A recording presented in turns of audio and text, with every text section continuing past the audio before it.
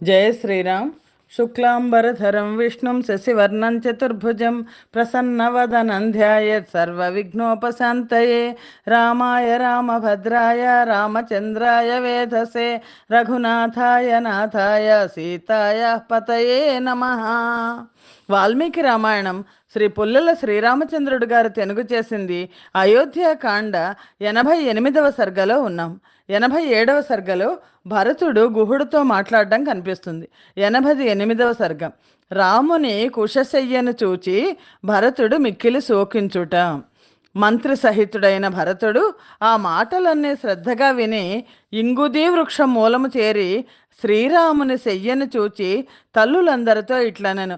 ఆ రోజు గుహుడు దగ్గరికి వచ్చినప్పుడు శ్రీరాముడు సీత అక్కడ గడ్డి పక్క మీద పడుకున్నారు. మహాత్ముడైన శ్రీరాముడు ఆ రాత్రి ఇక్కడనే నేలపై శయనించెను. అతడు పండుకొనగా నలిగిన శయనము ఇదే. గొప్ప భాగ్యము కల వంశమునందు పుట్టినవాడు, గొప్ప భాగ్యము కలవాడు, బుద్ధిమంతుడైన దశరథుని కుమారుడు అయిన శ్రీరాముడు నేలపై శయనించుట తగదు. మృగ చర్మములు పైన కప్పినది, శ్రేష్టమైన ఆస్తరణముల సముదాయముతో ఏర్పరిచినది ఆయన శయనంపై శయనించుటకు అలవాటు పడిన పురుషశ్రేష్ఠుడైన ఆ శ్రీరాముడు నేలపై ఎట్లు శయనించనో కదా. శత్రుభయంకరుడైన ఆ శ్రీరాముడు ఎల్లప్పుడూ ప్రాసాదాగ్రమములందు, విమానములందు, ఉత్తమ గృహముల యందు, గృహముల పైభాగముల యందు, అతి శ్రేష్టమైన ప్రాసాదముల యందు నివసించుచుండెడివాడు. ఆ ప్రాసాదములు శ్రేష్టమై ఆస్తరణములతో ప్రకాశించుచుండెడివి. పుష్పముల సముదాయములు అక్కడక్కడ ఉండుటచే వివిధ వర్ణములు కలవై చందన అగరు సుగంధముతో నిండి ఉండెడివి. తెల్లటి మేఘము వలె ఎత్తుగా ఉండి గుంపులు గుంపులుగా తిరుగు చిలుకల పలుకులతో ప్రతిధ్వనించుతూ సుగంధయుక్తములై చల్లగా ఉండెడివి. బంగారు గోడలతో కట్టబడి మేరు పర్వతము వలె ఉన్న ఆ ప్రాసాదములలో నివసించుతున్నప్పుడు ఆ రాముని గీత వాద్యాదుల ధ్వనుల చేతను, పరిచారకల శ్రేష్టమైన అలంకారముల ధ్వనుల చేతను, మధురమైన మృదంగ శబ్దముల చేతను ఆ శ్రీరాముని మేల్కొల్పుచుండెడివారు. చాలామంది వంది మాగధులు గాథలు పాడుతూ తగిన స్తోత్రవాక్యములు పలుకుతూ ఆయా కాలములందు వచ్చి ఆ శ్రీరామునికి నమస్కరించుతుండెడివారు. అట్టి శ్రీరాముడు ఇచ్చట పడుకొనుట నాకు నమ్మశక్యము కాకున్నది. ఇది సత్యమని నాకు తోచుటలేదు. నా మనస్సు మోహము చెందుతున్నది. ఇది అంతయు స్వప్నమా అనిపించుతున్నది. దశరథ కుమారుడైన అట్టి శ్రీరాముడే నేలపై శయనింపవలసి వచ్చినదనగా ఏ దేవతయు కాలము కంటే అధికమైన బలము కాదని నాకు తెలియచున్నది. ఇది నిజము. చూచువారికి ఆనందం కలిగించున్నది. జనకుని కూతురు, దశరథునకు ఇష్టమైన కోడలు అయిన సీత కూడా నేలపై పండుకొన్నది కదా. ఇది నా అన్నగారి శయనము. ఆయన పొరలిన చోటు ఇది. కఠినమైన నేలపై పరిచిన ఈ గడ్డి మొత్తం, ఈ తృణమంతయు అవయవముల రాపిడిచే నలిగి ఉన్నది. ఈ శయ్యపై అక్కడక్కడ బంగారపు పొడులు అంటుకొని ఉన్నవి. దీనిని బట్టి సీత ఈ శయనంపై అలంకారములతోనే శయనించినదని అనుకొనుచున్నాను.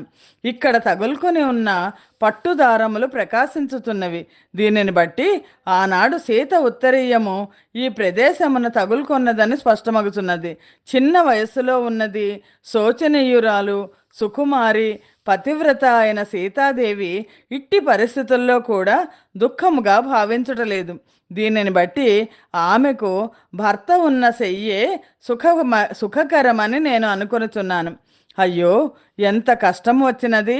నేను చాలా క్రూరుడను భరతుడు అనుకుంటున్నాడు.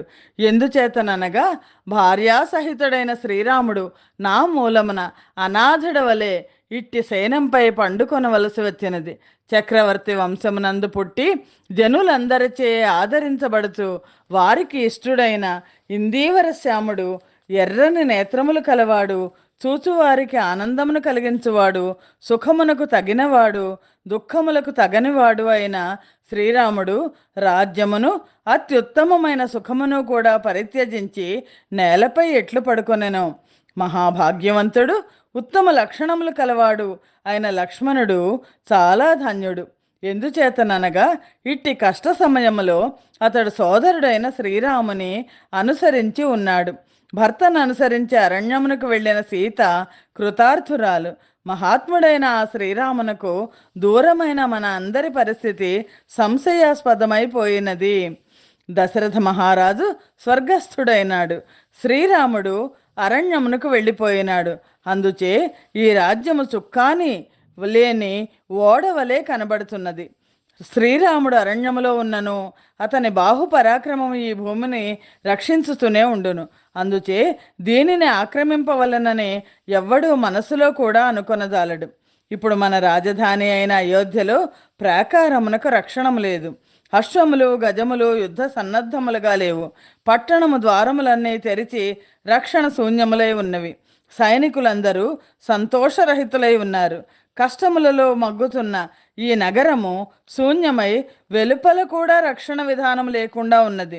అయినను శత్రువులు ఈ నగరమును గూర్చి విషముతో చేసిన భక్ష్యములను గూర్చి మనస్సు ఎట్లు తలచునో అట్లే తలవరు.